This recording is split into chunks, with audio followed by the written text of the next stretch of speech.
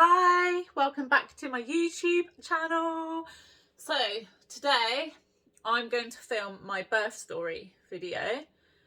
It's really late because actually my little boy is now 18 months old, and I remember at this time last year when he was 6 months old I kept recording it, but I just never posted it. I don't know why. I'm not a nervous person, but I just got nervous to post it. But I've had a few people say they would be interested, and also I do kind of want to remember it, and I feel like if I leave it much longer, will I even remember? So yeah, I'm just going to record in one take. I haven't got any notes, so I'm just going to tell you exactly how it was, and I'll try and keep it as short as possible. So when I was pregnant, I was really scared about giving birth, like really scared, and it really helped me to watch positive birth stories. And before you get worried, this is a positive birth story. Nothing, a bit of a spoiler, nothing like really bad happened. There was nothing traumatic. Like, it won't scare you about giving birth. But all the positive stories that I was like reading or watching, it was all very much like, oh yes, I just breathed through the pain and the baby was here. And that's kind of how I imagined my birth to go, because I'd done so much hypnobirthing. So this is more of like a realistic birth story, but it is still positive. Just some, what are the words, like trigger warnings. I will use the word contraction because I don't see any negative connotations with that word. And major spoiler alert, I had an epidural. So if you don't want to hear the story because I'm going to say contractions or epidural, then bye. So I'll just quickly fill you in. So yeah, I got pregnant, obviously. It was a bit of a surprise because I'd had no periods for years. And I wasn't trying to get pregnant or anything like that. So he was my like little happy miracle baby. So because of that, so basically before I fell pregnant, my estrogen level was so low, it was like the same as like a toddler. So because of that, and I have a few other like health, not issues because they're not really issues, but I have a few like health things. I was consultant led, had a really happy, healthy pregnancy. I had like the sickness at the start, but nothing like too major. And I was just so happy. I was like one of these really like happy, glowing pregnant people. And that was fine until we got to 28 weeks pregnant. And that's when the whole COVID thing blew up. So if you lived in the UK, then you know that the media scared us to death. The government scared us so much. Like, we was all convinced basically we were going to die, and so it was a scary time. And when you're pregnant, all you want to do is protect that baby. So it was a bit scary, but then we had the 3-week lockdown, and we basically thought we would be in lockdown for 3 weeks and then we'd go back to normal. And here we are, 2021, ended 2021, and probably going to go into lockdown again. So anyway, yeah. So what really changed for me then was I'd planned to have my fiance and potentially my best friend, my closest friend Lauren, with me when I gave birth. But by the time I gave birth, so I gave birth in June, you was only allowed one birth partner, and they were only allowed to come like when you were definitely in like active labour, about to give birth. So that was like the main change for me. But yeah, hypnobirthing, I'm going to do a different video because I'm already at 4 minutes. Hypnobirthing really helped me with the anxiety about birth. So even though like the country and everything, it was really scary and I just wanted to protect my baby, the end of my pregnancy was fine. My main thing that I was worried about was, how do you know when you're in labour? And everyone was like, you'll just know, it's one of them things, like it's obvious, you will just know. So obviously trusted everyone, I'll just know. Got to just over 38 weeks pregnant, and I remember sorry, in the middle of the night I went to the toilet and I literally felt, because you know everyone talks about, oh, has your bump dropped, has the baby dropped? I literally felt the baby drop, and I was like, oh my god, is this going to be it? So that was on like a Saturday or Sunday, and then I had the midwife on the Wednesday. So I went to see her, and she said, I don't think she checked me like centimeters wise, but she said, your baby's definitely going to be here in the next few days.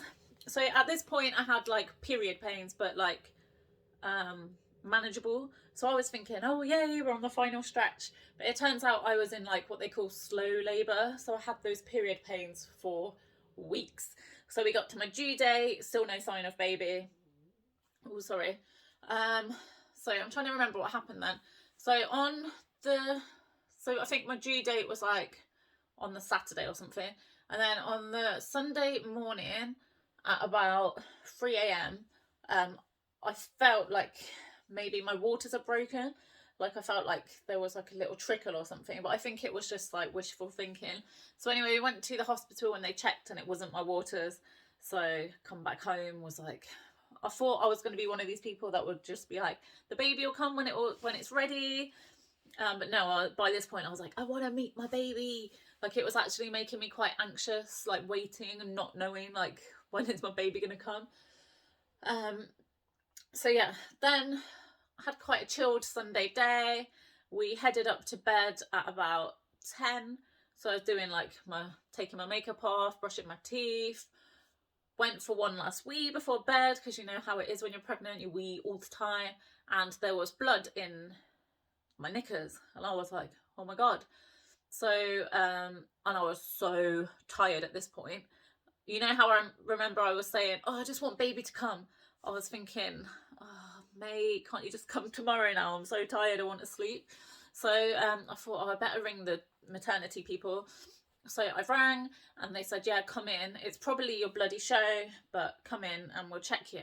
So by the time we live about 40 minutes away from the hospital, by the time we got there, it was late. I was tired. I had to go in on my own, obviously. Waited in the waiting room for ages. So by the time I got seen, it was like 2 a.m. on Monday morning, because bless the midwife, she was the only one working. So anyway, finally got seen, and she said I was 3 centimeters dilated, but you have to be, I think you have to be 4 centimeters dilated to stay in, and you have to be having regular contractions. And at this point I still just had that like dull period pain. So come back home again, managed to get some sleep. So Monday daytime, that's when those period pains started getting stronger and stronger, and I was thinking, oh, is this actually a contraction? But I still wasn't convinced that I was like properly in labour or anything. It got to midday and I remember like not collapsing like fainting, like just like basically I was brought to my knees with like the contraction because it was so strong and painful. I really don't want to scare anyone, by the way. And I've got quite a strong pain threshold, so I was like, whoa. So my partner rang the triage and was like, look, her contractions aren't really coming very regularly, because the problem that I had was I still had this like dull period pain, ache, and nothing else. It wasn't like, you know, you're meant to time the contractions. So it wasn't like, oh, time it when it starts and it stops. Like it was just constantly a dull pain. I was still bleeding loads. Well, not loads, just like normal, like period, really. So he rang and they said, oh, it's her first baby, it's going to be ages yet, like don't come in until the contractions are like much closer and you can actually time them. So we started watching Ted to take mind off it, and then it was one of my close friends, Beth. She texted me like, how are you doing? So I filled her in on the whole situation, and basically one of her relations is like a midwife at a different hospital. So she was like, oh, like, because then she FaceTimed me, I don't even remember this, and apparently I looked like I was in super mega pain. So she spoke to the midwife at that hospital, and they basically said because I was still bleeding that really I needed to be seen. So then we rang my hospital back and they agreed to see me. But at this point the contractions were coming more, so it felt like period pains, but there was like a gap in between, and then a period pain, and then a gap, still quite far apart, but it was getting stronger. So by the time I got back to the hospital, so this was Monday night, must have been about 6-7 p.m. Again, had to go in on my own, had to wait in the waiting room for ages to see anyone. I remember being on like all fours, and like everyone else in the waiting room must have been terrified, and they were like, are you okay? But I was definitely having contractions then. So I used the Freya app. If you've heard of it, you can time your contractions on there. But there basically wasn't really a break. They were just come in and come in and come in, and then like maybe like a 10-second break or something. So I was starting to get worried, like I still haven't been seen. Nobody's coming to check the waiting room. I'm just here. But I knew from my hypnobirthing, had to stay calm. So there's a thing with hypnobirthing, you like breathe in for 4, I think, and then out for 8, something like that. So I was doing that. I was just concentrating on my breathing. Sorry, my stomach's making funny noises. And then finally got seen actually by the same midwife that had seen me at like 2 a.m. that morning. So she was like, oh yeah, I won't be surprised if you're like in proper labour. So she then checked, and I was 7 centimetres dilated, and major contractions coming and coming. She was like, we need to get you onto the birth suite, like onto the birthing ward now. So another change that happened because of COVID. So obviously I'm still on my own there. But another change was the hospital where I gave birth, they've got a lovely like separate birthing centre with like water pools. Was that what it's called? Water, where you can have a water birth. They had like nice like lights, you could dim the lights and stuff like that. But because of COVID, it was closed. I think it was only open to women that had to give birth if they had COVID. So obviously that ruled out a water birth, which I would have quite liked. But anyway, I was just like still in the zone, and she said to me, I'm going to go and ring the birthing suite, and then I'll be back. She said, do you need any pain relief before I go? And because I'd done hypnobirthing, I was very much in the mindset that I didn't want pain relief apart from paracetamol, that I wanted to like use my breath, massage, that kind of thing. So I said I'm okay for now, because I honestly expected her to go ring the birthing ward and I'd be going. So she went, and it probably did seem a lot longer than what it was, but time was just going and going and going. Obviously my partner still sat in the car park, and I'm like, don't you dare go to McDonald's like or anything, like be there. And the pain got that much, I had to ring him to ring the triage and tell them that I needed pain relief. Like I was in really bad pain by then, and I was starting to worry because about an hour had gone past and I'd basically just been left on my own. No one had come to check on me. I was on my own because I didn't have my partner there. And I feel like this is where hypnobirthing kind of went out the window. So if you do hypnobirthing, you have to like stay calm and like think of happy times, and like your partner might be, or your birthing partner might be rubbing your head or your back, whereas I was just felt like I'd been abandoned. It's not the midwife's fault because they were really short-staffed, but I felt like if I'd had my partner there, then I would have felt a little bit supported. I just felt abandoned basically. Anyway, my best friend, the one that I wanted there, she's got such a nice calm voice.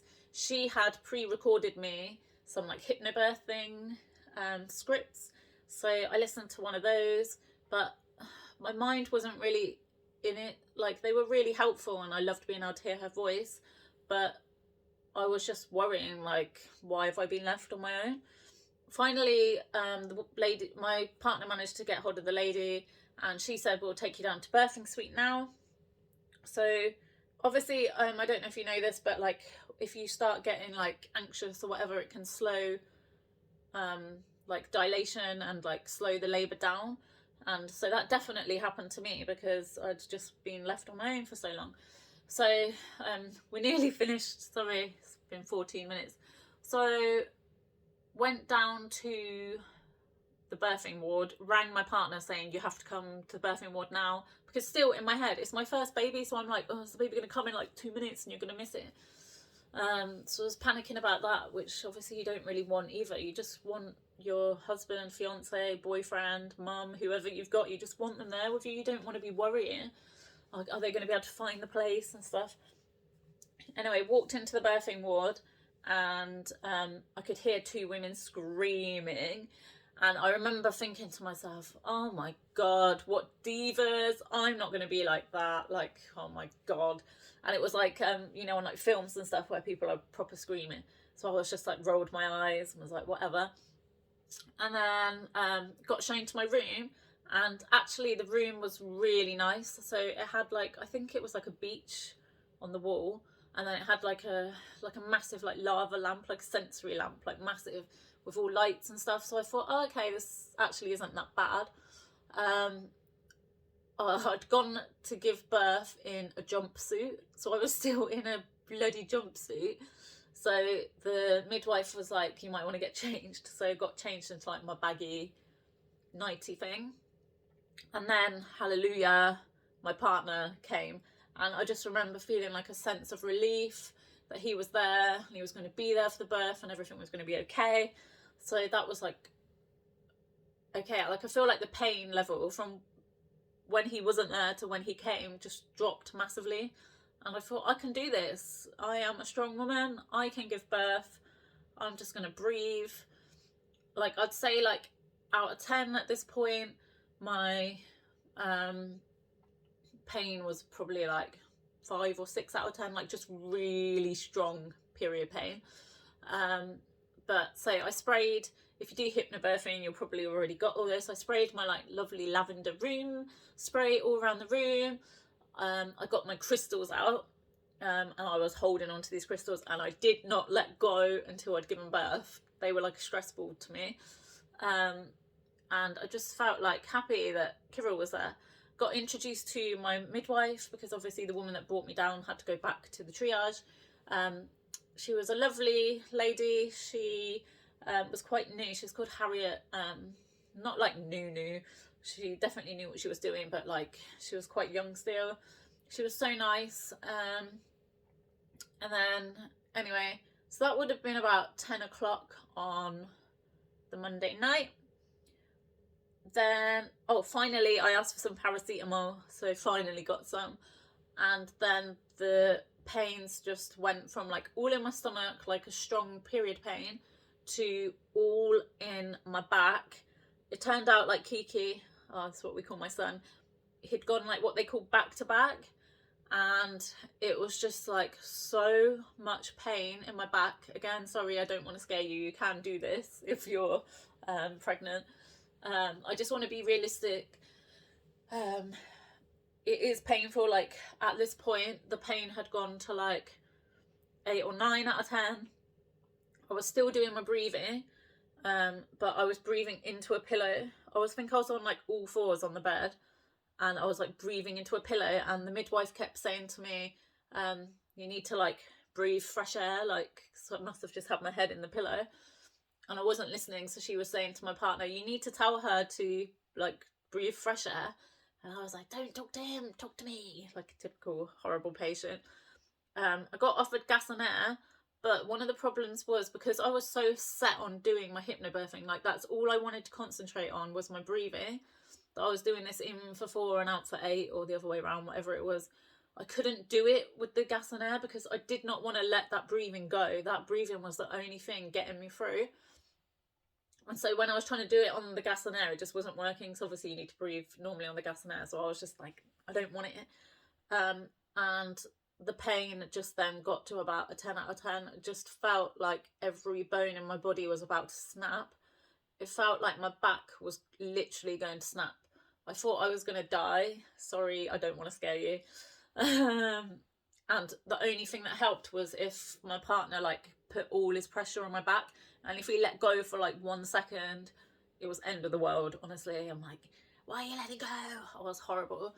And then it got to the point where I wasn't like, because people say when you're in labour you do like a moo sound, like to get you through it, and like it's an animal sound and it's meant to be completely normal and loads of women do it. But I was not doing that. I was doing, imagine someone's chasing after you with a knife or trying to kill you and you're screaming high pitched. I was screaming like that and nothing could stop me.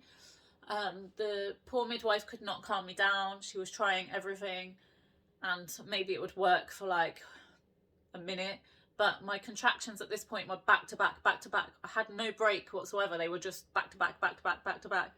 I feel so sorry for my partner because he was probably thinking, what the hell? I was screaming so loud, and I was just screaming, I'm gonna die, I'm gonna die. So that prompted, the midwife didn't know what to do, so she went and got the head midwife, so my midwife was lovely and nice and kept being like, you're doing so well, and like she wouldn't have ever said anything mean. Whereas the head midwife, she was very like strict, but she's what I needed.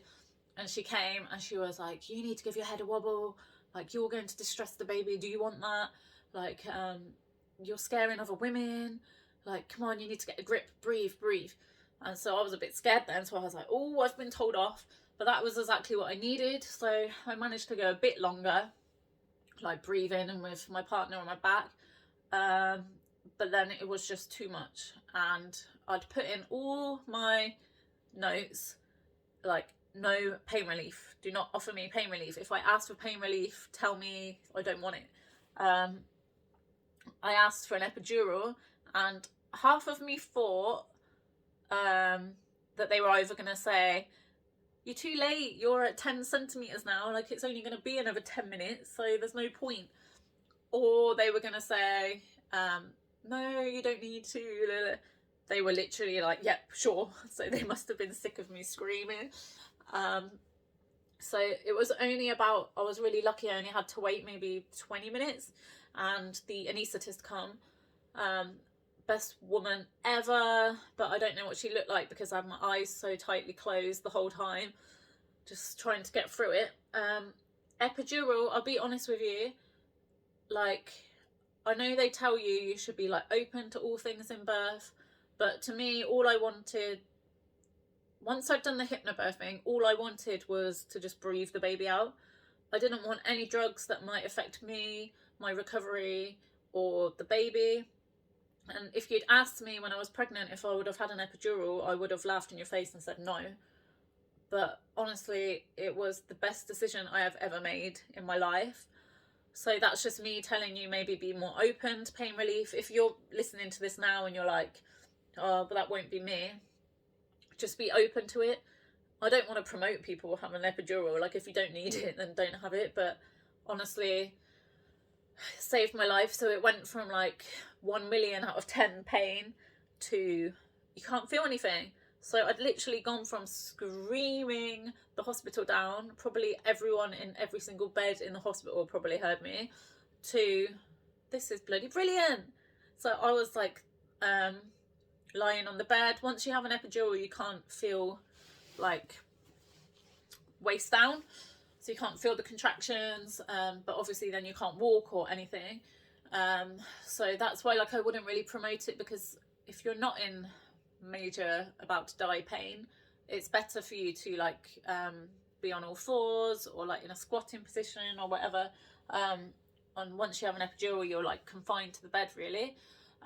So yeah, had an epidural and went from like really bad pain to nothing, and I could talk to my partner, I could laugh and joke, I think probably even got like 20-minute nap here and there. But once you have an epidural, it really slows down the labour. So you have to be monitored so they can still see when you're having contractions, which blew my mind. I was like looking at the screen, I'm like having a contraction and I can't feel it. But I was just like, woo. So this meant that all through the night, basically, I was just contracting. And then it got to about, I'd say about 5 a.m. And the nice midwife, she said to me, you're 10 centimetres now, so we're going to have to start pushing soon. But at this point, my water still had not broke. And so she was like, I think she said, like, I can see the waters or I can see the head, something like that. And she said to my partner, do you want to come and have a look? So they were both down below. and she must have like prodded something, and it was like a Hollywood moment. My waters literally and like covered her, and even though I couldn't feel anything, I felt like the biggest relief ever. And I do think that that was why I was in so much pain. One, with baby being back to back, and two, because my waters the whole time, I could just feel them like bulging. Before I had the epidural, I could feel them like bulging, and I feel like if someone had broken them for me, I don't know if they're allowed to do that, but I feel like if they had, then I would have been in less pain, because it was all that pressure of like the waters. So poor midwife then had to go get changed. She was like, don't push or anything until I come back. So she come back, and then she was like, right, now time to push. So this is where the problem happened, really. When you have an epidural, you can't feel anything. So it was like, oh, like, you know, when you do all the reading and people tell you, they're like, you'll have this really like big urge to push. Well, I didn't have that because I couldn't feel anything. So trying to push when you can't feel anything was quite hard. I thought, because I've watched loads of films where women give birth, I thought I'd do like, and I'm really strong. I used to be a bodybuilder. So I was like, I got this. And I was like, it'll be like 2 really strong pushes and the baby will come out. 20 minutes max, I thought. Like an hour and a half later, I was pushing, I was pooped, I was like, bearing in mind I'd sleep for about forever. I was so tired, I barely had anything left. And nobody told me, but you only get something like an hour and a half or 2 hours to push, and then it becomes kind of like an emergency. And then they'll think about using like forceps or Von Toos, the vacuum thing. Can't believe they can like the baby out. Or like worst case scenario, like C-section.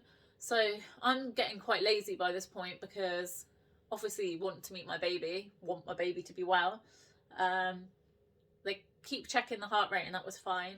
But by this point I'm like pooped, dead. And my midwife was so nice, and she was a bit too nice, because she was like, you're doing so well, you're doing so well. But in my head I was like, am I really though? Like, are you just saying that because you're nice? Kirill was actually down that end, even though he said he wasn't going to, and he kept telling me that he could see like the head and stuff. So I believed him more than the midwife, because I was like, he wouldn't lie to me. Not that the midwife would lie to me, but I just trusted him more. And then it got to like just gone 6 in the morning, and really nice midwife was like, look, it's going to become a bit of an emergency because you're not making much progress with the pushing. I'm going to go and get the head midwife to see what the options are. So then I started like panicking, and she was saying like, we're gonna have to think about cutting you, or like getting forceps involved, or maybe like surgery. And I was like, I have not come this far to now have a C-section. Nothing against C-sections, but I just thought, because I was consultant led, I had the choice if I wanted a C-section. I think everybody has the choice if you have a C-section or a vaginal birth, but I had like options that I was talking through with the consultant, and I just thought, mate, I haven't gone through all that pain and all this to then just end up having a C-section when I could have just had one anyway. So that made me determined. I was said to, like, the nice midwife was still there, but then the really strict midwife come. She was like, you need to get this baby out. And I was like, okay, I'm really gonna try, I'm really gonna push now. And with her there, then within 15 minutes the head was out, which feels like, even though I still couldn't really feel anything, which feels like a massive like relief once that's out. And then body kind of just like a few more pushes, like kind of falls out. The head's the hard bit to come out. And my baby, all I can remember, he was really blonde, which he didn't have much hair, but he was really blonde. And me and Kirill were both like, but we're both dark hair. I just kept saying like, oh my god, is he okay, is he okay? And yeah, it was like the best moment ever when you get to hold your baby. Then you have to give birth to the placenta. You have a choice whether you have an injection or not, and if you have the injection, then it pretty much comes out straight away. So there was no issues with that. For some reason, I really wanted to see it, and it was like way bigger than what I expected. I wasn't one of these people that like turned it into a smoothie or anything. Then baby was weighed and everything. I did have a 2nd degree tear, and so I had to have stitches. Honestly, I was quite worried about the stitches, but by that point, it's really cliche. Everyone will say it to you, but by that point, it doesn't hurt anymore. Obviously, I still had the epidural anyway, so I couldn't feel it. But by that point, you've got your baby, so you're just like... what was really sad was Kirill could only say like 40 minutes after my baby was born, and he had to go. So then, because of COVID, they weren't allowing the men onto postnatal ward, which is probably still the case now, to be fair. Oh yeah, one more thing, during my birth, I had to have a bloody COVID test, which I had no symptoms for COVID. They said like the results were going to take 3 days, so I didn't really understand, because they obviously put me on a ward with other people. But they said you don't have a choice. And the woman shoved it up my nose so far, I thought my brain was going to come out on the end of the stick. And actually, that was worse than the contractions. So that was a bit of an experience, my first ever COVID test. So yeah, then got wheeled, still couldn't walk obviously because I'd had an epidural. So I got wheeled round to postnatal ward, and my partner had to leave, and I remember crying and just feeling like, oh my God, am I going to know what to do with the baby? I'm going to be on my own. Sorry, I've been chatting for 31 minutes now. I should have bought a drink. So got wheeled around. I was in a room with one other lady who wasn't very chatty. She pulled her curtain across, so I was like, when you have, and so just to tell you about the epidural, when you have the epidural, it takes quite a few hours to wear off until you can feel your legs again. So I had to have midwives come in and helping me to like change the baby and stuff, because obviously I couldn't like get out and do stuff. They had to like dress him for me. So that's one thing to think about. Like obviously I would have preferred to be doing all that myself. And then you're not allowed. So I got wheeled round at about 7:30 in the morning. I could walk at about midday, I reckon. You have to do like so many wee samples before they'll let you go, to prove that, because you have to have a catheter when you have, not a catheter, do you? You either have to have a catheter or like a cannula or something. So anyway, they just have to check that your bladder's emptying properly before you can go home. So I ended up having to stay a night, which maybe if I didn't have the epidural, maybe I could have gone home the same day. So that's something to bear in mind as well. I won't bore you with like what happened all in the night, because I've told you my birth story now. But yeah, because of COVID, I could only have my partner, no one else, and he couldn't come until like I'd been in the hospital for quite a while. So that was what affected me the most, and that he had to leave like pretty much straight away, and then was separated from mum and baby. But yeah, overall it was a positive experience. Would I do it again? I don't know. I don't know if I would, but obviously the baby is the best ever thing in the world, so it is worth it.